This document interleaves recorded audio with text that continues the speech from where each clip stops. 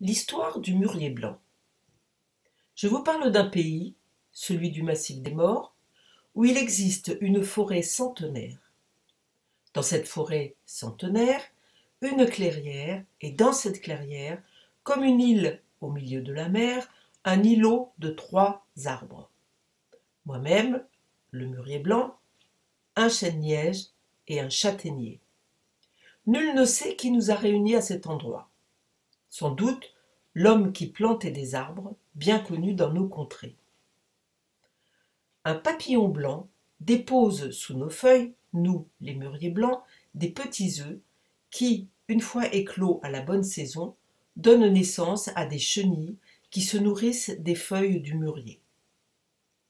Elles fabriquent par la suite des cocons de soie.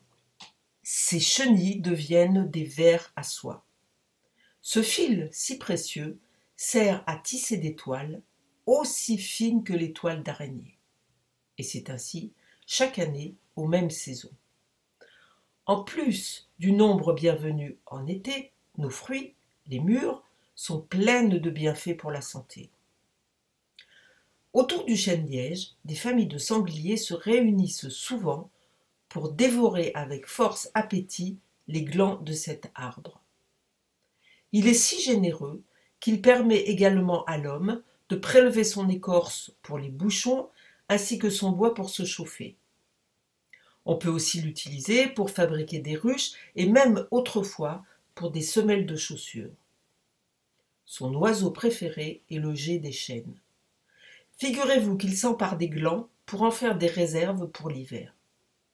C'est un oiseau très distrait. Souvent, il oublie l'endroit où il les a enterrés. Ainsi, il permet au chêne-liège de pousser un peu partout dans la forêt.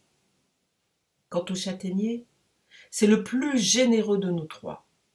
Non seulement ses fruits, les châtaignes, permettent de faire de la farine pour le pain des pauvres gens, mais ils peuvent se transformer en délicieux marrons glacés que l'on mange souvent à Noël.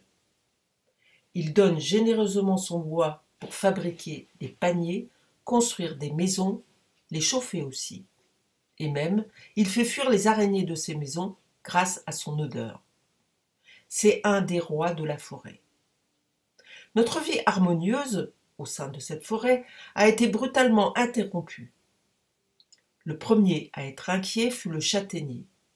Il nous a alertés en nous envoyant à moi-même et au chêne-liège un message en utilisant le circuit souterrain de nos racines qui nous permettent de communiquer. Depuis plusieurs années, le climat a changé.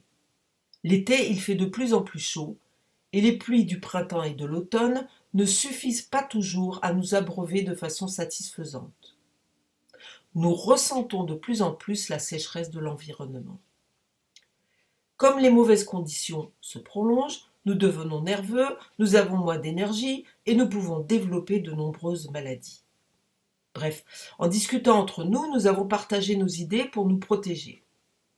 Chacun a suggéré sa solution. Les feuilles des arbres transpirent, comme vous quand vous faites du sport.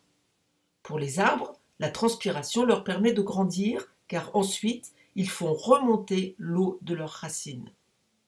S'il y a peu d'eau dans le sol, le châtaignier propose de fermer les pores de ses feuilles. Ainsi, il garde plus longtemps son eau, mais cela l'empêche de grandir. Le chêne-liège, lui, dit qu'il faut carrément laisser sécher ses feuilles, comme en automne, et comme ça, l'eau restera dans ses branches et son tronc. Moi, le mûrier, je préfère faire pousser mes racines plus profondément dans la terre pour trouver l'eau souterraine. Mais je développe moins mon feuillage et mes fruits sont moins nombreux. C'est dommage pour les vers à soie et les êtres humains gourmands. L'autre danger qui nous menace avec la sécheresse, ce sont les incendies. Même si nous pouvons parfois repousser, à force, nous nous épuisons. Notre envie à tous les trois, c'est de continuer à vous donner toutes les richesses que nous possédons. Notre présence dépend de la qualité de l'air, de l'eau, et nous avons besoin de vous. Pour que vous nous connaissiez mieux, nous avons inventé un jeu de plateau pour vous donner envie de nous accompagner longtemps encore. Nous comptons sur vous.